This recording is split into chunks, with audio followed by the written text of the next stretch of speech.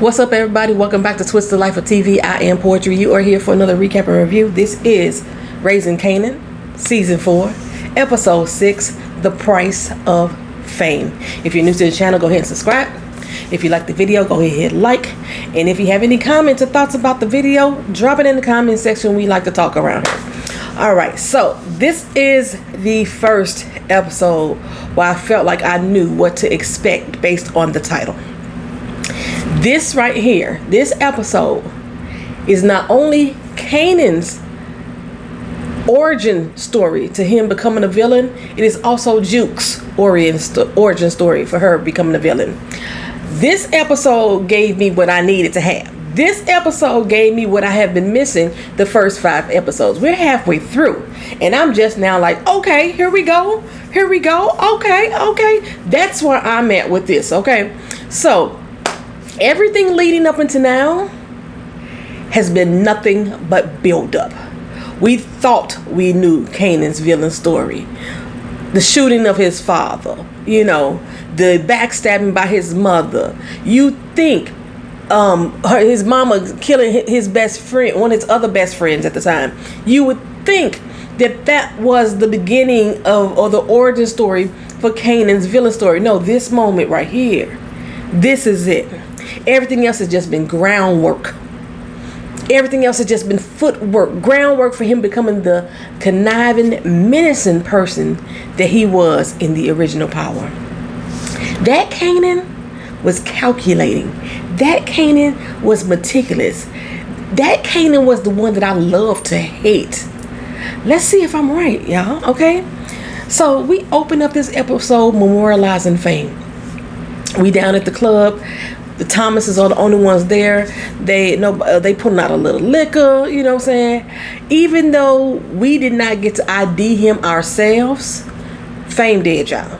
The actor has been all over Instagram, all over Twitter, saying, how sad he is to leave the show. Shout out to his family at Power. Shout out to his fans. So Kanan is standing there looking at his picture. This is one of the first time in a long time that I felt that Kanan actually looked like a child. We know he's a teenager, but he looked like a child in this particular moment. He was completely numb. He was void, empty, you know what I'm saying? That's the look that he carried in his face. And as older Kanan narrated, is what it felt like to lose somebody that you care about.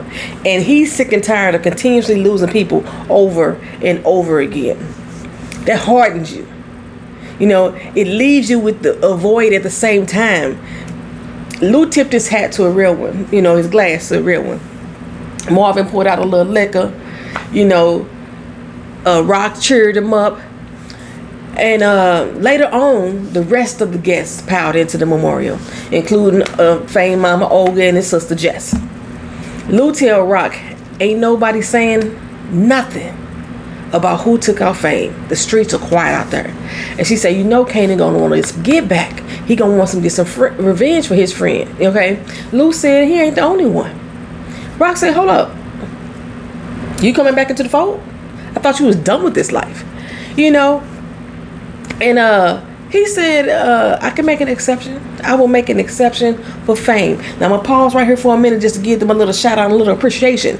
That sweater, that brown sweater with the gold trimming in it, that looks so motherfucking good on Lou. Oh, wait, baby. That looked good. And that blue leather catsuit. This woman got the most catsuits ever. That blue leather catsuit that Rock was rocking.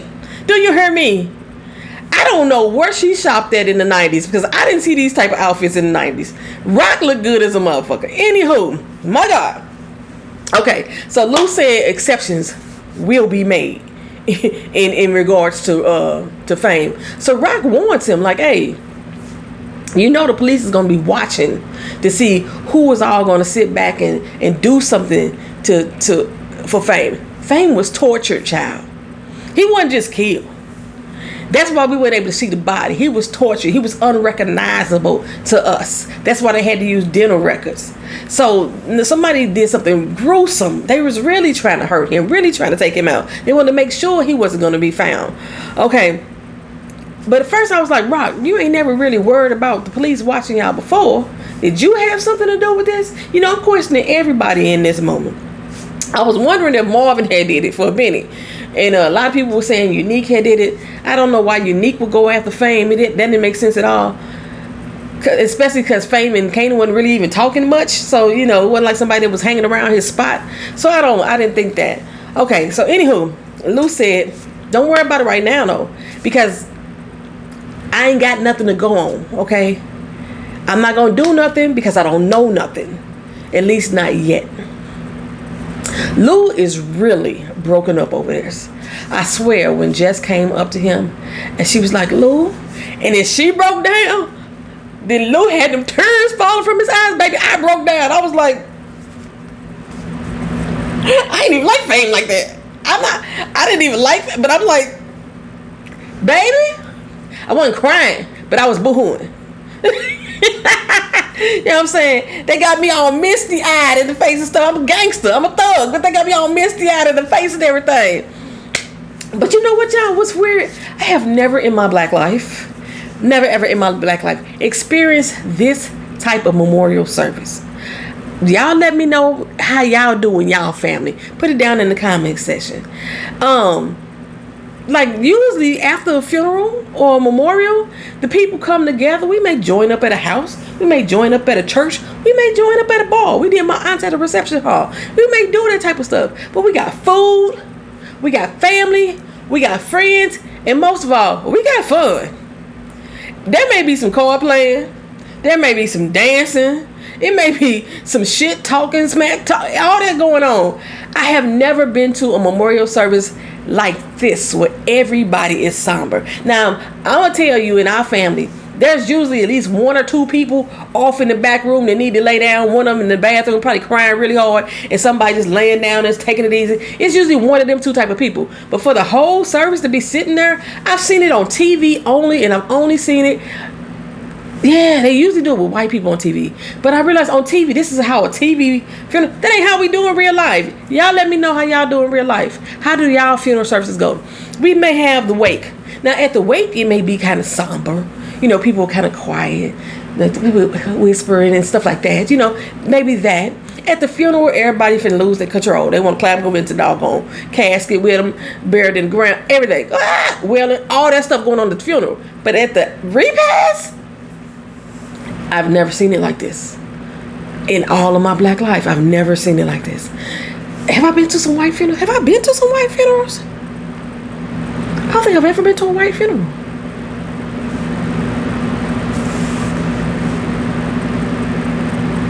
I don't think I've ever been to a white funeral. Wow. Okay, anyway, Kanan tell Juke he don't know who got Fame, and if Jess know anything, she not gonna tell him because she knows what he would do if he had some information. Juke say, look here, when you find out, you let me know. Sign me up. Kanan said, so when's you been down with pulling straps? Since they got Fame. That's how long I've been down. Her demeanor after her first kill compared to Kanan's demeanor after his first kill, it's a whole kind of different. Remember, Kanan was having trouble sleeping. He was like, I shot somebody. He was like in shock for a long time. Juke seems to be in shock, but her response is different. Her response is like, let's get him, let's get him, let's get him. Like, I ain't gonna say she's not feeling paranoid. It's just her adrenaline is stuck on high. She in adrenaline mode. She on go. She ready. On go all this fucking time. This is a whole different type of Juke. Like Kanan, he different than he was before, but he's grown into this persona. You know what I'm saying? But yeah, both of them are about to hit their point of no return at the same doggone time, though. That's for sure. Rock came over to check on them, see how they doing, and Kanan like, how you think we doing? You know what I'm saying? That I hate that question. I when people pass, I just had a close friend of the family just passed just 2 days ago, and I reached out to his brothers and I was like, I don't know what the fuck to say. I don't know why. It's saying, are you okay? Seems wrong. Because no, they ain't fucking okay. You know what I'm saying? saying I'm sorry. It's you don't know. I don't know the right words to say anymore to people because it feels like you're pacifying me, patronizing me. It's one of the two, one of the B words. It don't feel right when you come to me in that manner. People like trying to be sympathetic or empathetic or just having their condolences. It just makes me feel weird. So now I don't know how to react to other people. Okay, but anywho, yeah, my first thought when people ask me that too, like, how the fuck you think I feel? That is, I might not say it out of my mouth, but that's what's in my head. Anyway, Rock, tell him, look here, check yourself.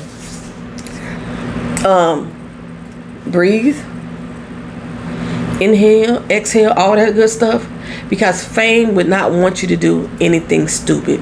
But see, when they say that, they say that a lot in this episode. Don't do nothing stupid. Don't do nothing stupid.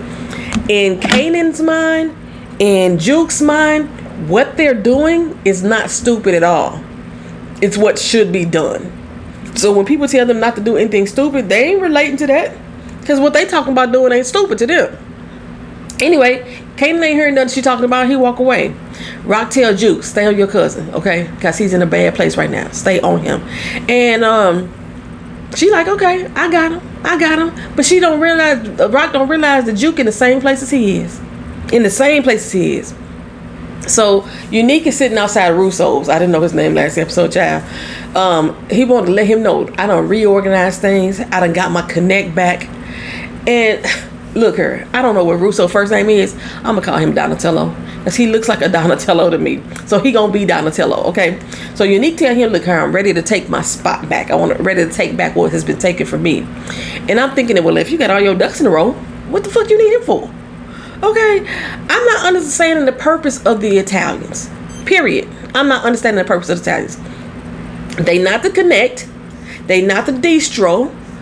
It's not their territories. I am in confusion. I am confusion. Why are we asking the permission from the Italians for anything? I could understand when they first infiltrated into New Jersey, they encroached on somebody's territory. I can understand that. But here, why are we asking the Italians for any fucking thing? It don't make sense to me. I still don't even understand why Rock is still fucking involved with Stefano on the level that she is, that he got to sit down and have business meetings with her new connect. He didn't even connect her to the new connect. He connected her to... Did he connect? Is he the one that connected her to Trayvon? Tremont? I know it. No, that was Hakeem. What the hell does... Are you still in with Stefano for some money or something? I could understand that, because that may he's protecting his investment. But you don't see Pops and Snap sitting down with Kanan as he having his business meetings. They just the money. Why the hell would Stefano be involved? Y'all make me understand. Put it down in the comment section if you understand why the hell the fucking Italians got to keep being involved, other than for a fucking storyline. Okay, why are the Italians involved with their business? And like I said, Unique, you said you got everything in order. You got ducks in a row. So he tell Donatello, like like I asked, he wants money and muscle. That's what he need Donatello for. And me and Donatello feel like, oh, what the fuck they got to do with him? Donatello wants to know, how is me getting in bed with you gonna make money for me? I'm a businessman. That's all that really matters in the end. He can care less about any beef that Unique got with anybody. This is business. So Unique is like, you know what? I already got supplies. I just need to set up shop, and I will break you off a little piece here and there, a little piece of the pie. Donatello tell him, look, you should assess your competition first. It looks like your girlfriend got a lockdown over there. They got the market cornered. Unique is so upset that she ain't my fucking girlfriend. And by the way, I've been hitting up her operation on the steady. So what you need more? What money you need then? You've been cleaning Rock out. You got money to buy what you need to buy. You done got back with your connect, right? What money do you need from Donatello? Anyway, he say, I got Rock shook, and her connect already cut her off. And I've been out here in these streets. I've been putting in work, okay? Well, that piqued Donatello's interest. He's like, look here. I'm a little pissed about the Sal situation, okay? But I can't touch Stefano. That's like a death sentence for me. However, if we can make Stefano look weak, then his own people would do it for him. So what I'm gonna do is I'm gonna hook you up with this dude named Akbar. You go, he over in Trenton, New Jersey. Go talk to him. Now, Raq goes back to David, Terry's brother, the ones with the ones with the trucks. And David is odd to me. His character, whoever's writing his character, is odd to me. 1 minute David's scared, 1 minute he not. And I don't know if the cocaine giving him the courage. He always shooting up in front of them. Why would you keep trying to do business with this motherfucker? I don't understand that shit. Because normally when Raq picks somebody to do business with, it's somebody that she knows she can control. She can't control David. She ain't got no control over David. Anyway, like I said, he in there snorting lines and everything, and he don't give a fuck about what Raq got going on. The truck's still not moving. And let Raq tell it, it's all Marvin's fault. He never gets shit right. And she's saying this about him because he killed Terry. Well, Terry was about to expose them, and Raq said, no, the fuck he wasn't. Well, how do you know he wasn't? We need to make sure. Put his ass down. I ain't mad at Marvin putting him down. I'm not. I just knew Raq was going to be mad. You have no control of your people, Raq. And she was like, how am I going to expect my Afghan hookup to meet with my partners, and they acting like this, they wilding like this? They not your partners. And then when we saw later on in the episode, when you had your meeting with the Afghan, the only one that was there was Stefano. You didn't bring in Aaron. You didn't bring in David. So why was you so fucking worried about how he presented himself? Take his ass out too. Take over his truck, y'all. That's what I'm saying. Whew, Jesus. Well, Kanan, he rolls over to the set, and OC and a couple other guys are there, and OC tell him, look, we got a product. What the fuck we gonna do? Okay. Kanan, all he worried about is what y'all know about Famous. According to OC, the streets ain't talking, or at least that's how it seems. He says, well, let the streets know that I'm paying top dollar for info. OC says, so what, you just finna dead to work her? Baby, that look on Kanan's face, he turned around like, look, motherfucker, you just told me there ain't no goddamn work. So we got work or not? I wish you would have bitch slapped him. I wish you would have bitch slapped him. Kanan say, dead in the work. You said there ain't no work. First we out, now we not. The fuck you talking about? He's like, well, we got a little bit left. We got a little bit left. Then he said, first, don't nobody know nothing about Fame. Now that's just what it seems. He said, you know what the fuck it is? It's like whatever. It's whatever. Kanan looked like he was ready to blow at any moment. I'm thinking, okay, Kanan, this is what I'm talking about right here. Okay. He didn't look down at OC and looked him straight in the eye. He talked right over that motherfucker head. He said, give me a name, give me a crew, give me a block, but your ass better get me something, and then you get motherfucking paid. Okay. Well, everybody seems to hold it together in the best way that they know how. Lou, he had an AA meeting, realizing he don't even know what the fuck to do in moments like this anymore. Back in the day, he would toss back a few things and went to work, Now that he's sober, he don't know how to act. He don't know how to respond. Juke is at the crib, and she notices the bookmark from Fame Service, child. Y'all didn't get that boy a full obituary. He had a motherfucking bookmark, child. Anyway, she stared at it for a moment, then she went to the couch, got the gun that was underneath the cushions, and headed out. After Kanan left, he set over to his storage place to drop off his cash. Now, Miss Honey talked about this doggone storage locker last week. Had me rolling. Like, why he got this storage locker? This is like a regular old foot locker that you put blankets in at the end of the, when you get older and stuff like that. You must put some warm blankets in, put some stuff away for the winter time. He got one of them lockers. And then he got a school combination lock on his locker. And then he got covered up with a granny blanket. Baby, what for, Kanan? What for, why? Anywho, when he leaves out of the storage place, who we see outside? OC. Lurking around in his motherfucking gremlin. He looked like a fucking gremlin too, so the car was fitting. I don't know how he could reach the gas pedals though. I don't understand, because OC's shorter than a motherfucker. I think he under dwarf status. And the seat was sitting high, so how did his feet reach the pit? I don't know, child. Now, you know where Kanan been going now. Okay, you know where he been At least go in there. He coming back out with the book bag, so you don't know if the money's still in the bag or not. But you know where he been going. But you don't know the unit. You don't know. You don't have the key. You don't have the combination. Nothing. You don't know what's in that doggone storage place. So, anywho, Garcia, he is definitely the new Sax. So annoying. Now he over at Olga's questioning her, grilling her for the most part, more likely. And she is like, how very fucking dare you? How fucking dare you? When I came to you for help, you didn't fucking care then. And now you here questioning me. Like, I don't care about my damn son. Fuck you. Okay? Now, last week I said that Olga was acting pretty bad in some of these scenes. You know, her fight scene, she was good. And when she broke down about Fame and had that silent scream, she did good. Olga is acting her ass off in this episode right here. Keisha May, me and you on the same page on this one, girl. Anywho, yeah, she got her anger down. Garcia is still trying to gaslight the fuck out of her. Your son did horrible things. Now it's time you do good on his behalf. I was like, boy, my son, he's the victim here. Okay, now get the fuck out. What did Fame do? What horrible things did Fame do? He was believed to have taken down Freddie, but they still hadn't proved that shit. What other horrible things did he do that she need to atone for? Anywho, Lou swing by to see Joyce. She's still alive, child. She ain't dead yet. She ain't took herself out yet. She said, your brother tell you what I asked you? Nope. That's because he's a coward.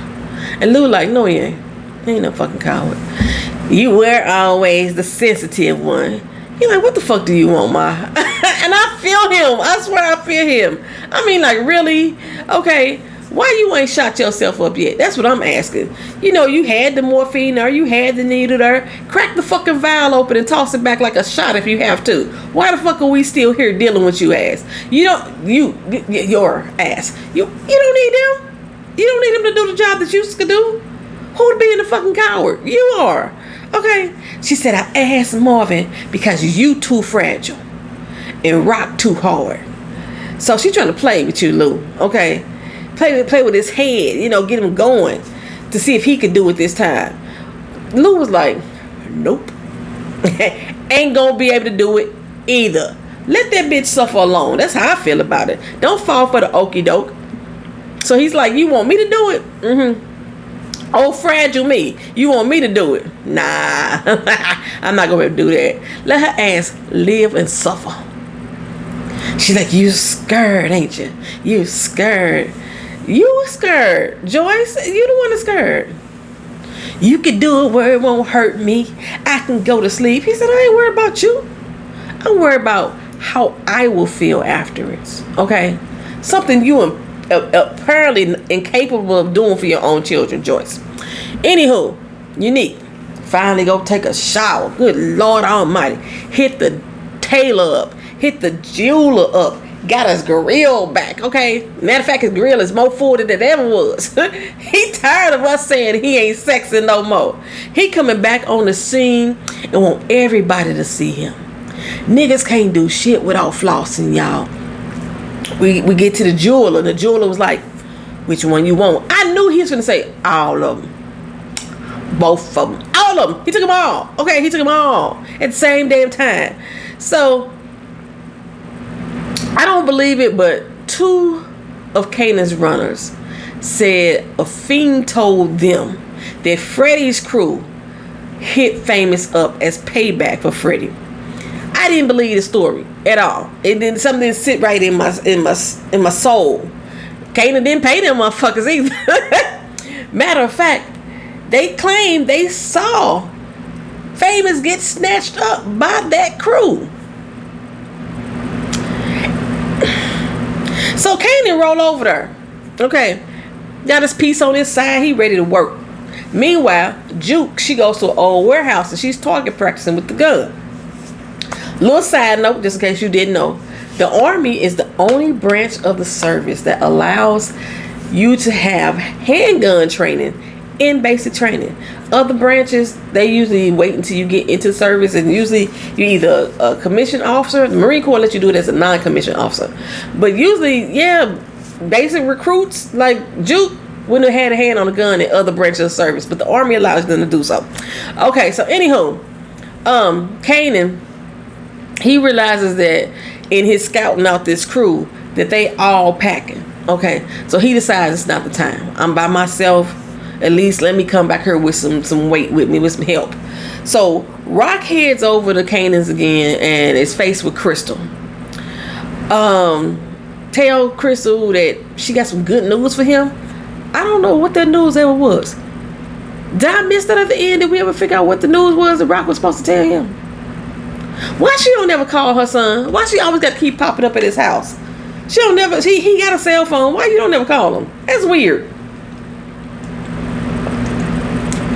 Anyway, Lou, he down at the bar contemplating. He down his sorrows at the bottom of that glass of liquor.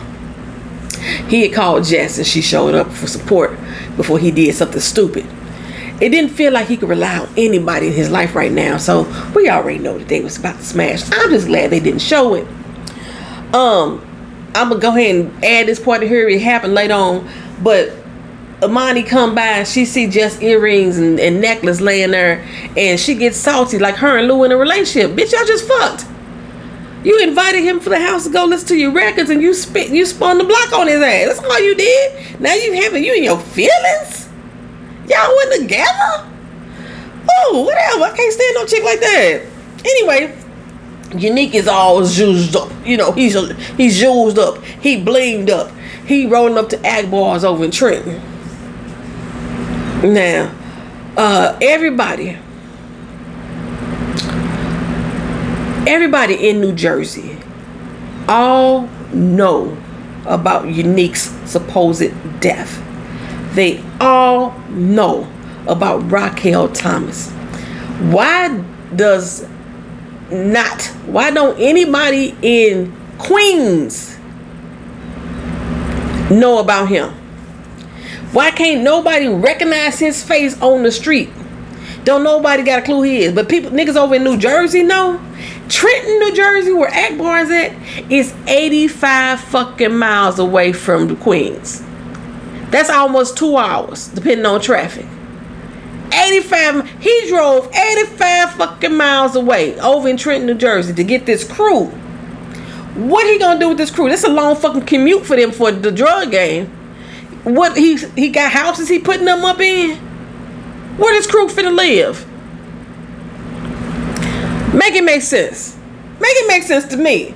I think I said in season 1 that Marvin was one of my favorite characters, y'all. I think I said that. I think I've always said that. I know I'm still salty about how he had that fight with Juke, because he fought her like a motherfucking nigga. Okay. However, he did go to therapy. He atoned a little bit, reluctantly so, but he did it, and it helped him be a better father to her. This whole conversation that they had was exactly what he was supposed to do as a father. And she's still a child. You know what I'm saying? I don't care. People saying she's 18, she's an adult. She's 18. Teen still being the appropriate word. You know what I'm saying? She still need guidance. She still need love. She still needs support. She still need ear. She needs a fucking parent. And in this moment, Marvin was parenting. Okay? He didn't have all the fucking answers. But he told her, don't follow in my footsteps. Don't be me. And she's like, I am you, or at least a part of you, you know what I'm saying? Or part of you is in me. He said, the only thing I know about me, I know one good thing, and it ain't good. You have the chance to do and be something else. I don't want this life for you. I don't want none of this for you, okay? You say too late, okay? I'm just like you. Either I've become that way, or it's just been in me all along and I've been running from it. Marvin say run faster. Keep running and run as fast as you can. I understand being messed up over Fame, because if it was me, I would probably be out there painting the town red. And when he said that, she perked up. Like, that's exactly what I'm about to do, okay? Her face was like, as I should. But he say, you are being like me, and if you're doing that, you gotta be doing it wrong. She's like, what the fuck does that mean? What that means is that it kind of go back to what Rock was saying. Marvin keep fucking up. He think he handling business. He think he doing shit the right way. But everybody keep telling him he doing it wrong. Even his mama, he couldn't kill her ass. He's just doing it wrong. Everything he do, every choice, every decision he make is still the wrong move for the other people that he think he's trying to help. So if Juke is doing what he's doing, she's definitely doing shit wrong, is what he's saying. He thinks he's being protective, but the people he protected was not coming out for the better. He forced Juke to give back his gun. The next day, Kanan shows up to her doorstep though. Like, look, her, was you serious about handling business? And she's like, hell yeah. I was like, then Marvin put the damn gun back under the couch. That was stupid as fuck. See, dumb move, Marvin. Kanan has not even confirmed that the intel that OC gave him was accurate, but they going out there and they about to roll, and Juke is ready to put these cats to bed. Okay, in broad daylight. The gun was definitely underneath the couch, just at the other end. So they roll out and they roll up on these dudes while they playing basketball in broad fucking daylight. It's people walking around. It's apartment buildings all around in broad fucking daylight. Juke just walks up and pops off warning shots. The few people that was out there, they scurried. You know what I'm saying? Kanan walks up. Which one of y'all motherfuckers put Fame down? Okay. One of them tried to run. Juke shot at his feet in broad fucking daylight. Well, the dude said, fuck you. Instead, I would have said, I don't know what the fuck you're talking about. Okay? I don't know what you're talking about. Okay? And it wasn't until they had a lot of back and forth that one of them said, we had nothing to do with that. Okay? Nothing to do with that. Juke said, get on your goddamn knees. Walks up again in broad daylight and shoots right by the dude's head. You know, why are we having this fucking conversation? Why they talking? Because if y'all's finna put their ass to rest, put them to rest and get the fuck out of there. But they having a whole conversation where Juke just fired off rounds in broad fucking daylight. I'm gonna keep saying it because it's broad fucking daylight. Okay. Woo, child. Thickums like, okay, we had nothing to do with that. They say the police did it. Now I believe that shit. Said Fame had to drop on some dirty cops. But what cops could that be? Epps is dead. Burke is dead. What other cops did Fame have information on? Anywho, sirens start to wailing, and Kanan tell Juke that they probably not lying. It sounds like something that could be true to him. Juke had a little spaz out moment. Like she did one of the unique beat herself upside the head moments. It scared Kanan a little. Then she went up to one of them and said, you lying. If you lying, we coming for your whole fucking family. And then for you. My folk gonna make sure all your kids don't grow. That's how Juke came up on them, right? And I'm only mentioning B Rilla at this particular point because, like I said, I don't care about him or his storyline. But I think B Rilla is about to fuck some shit up for Lou. He met up with some dude named Kenyatta, and they were about to hit Geflin's house up, supposedly for some cash. B Rilla thinks that Geflin has his cash at home. A lot of people do, especially a lot of older people. Still have a safe or something like that. They got it home. So I already feel it. Geflin is about to die. That's the owner of the record label. He's about to die. And Lou and B Rilla gonna become enemies. Okay. He already testing Lou. It was something they was rapping earlier, and Lou in his motherfucking head, he was tired of hearing the same old come out of his mouth. Everything about going to the liquor store, shooting up the dude next door, you know, and coming back for more. Everything, every record, the same thing, just a different beat. He wanted him to have some substance, dig a little motherfucking deeper. And you know, him and B really got into some words about that shit. And I don't remember what he said to Lou, but Lou was like, you don't want that person to come out. You don't want to see the old me. And it be really like, yeah, I do. So I think that this is going to cause some contention between him and B Rilla. Kill B Rilla. That's all, you know what I'm saying? Let that motherfucker go too. I don't like him either. Don't like him either. I don't even like to talk about him. As y'all see, I don't even include him in the reviews at this point. But because I believe he's going to bring some tension to Lou, he's already testing Lou, and Lou already warned him that he didn't want him to come out. I think that this whole little moment right here about them finna go attack Geflin is gonna bring Lou out some more. Okay, we already got the old unique popping out. Okay, Rock goes home into her house, this big ass house that she bought, that she only lived there by herself. And she walks to her kitchen and sees a motherfucking ghost. Unique, sitting up in her kitchen, mouth full of ghosts. Mouth full of ghosts, eating her butter pecan ice cream. Honey, I'm home. That's the end of the episode, y'all. I want to thank y'all for watching. Thank y'all for being here. Like, comment, share, and subscribe. Hope I see y'all tonight in the watch party. Peace.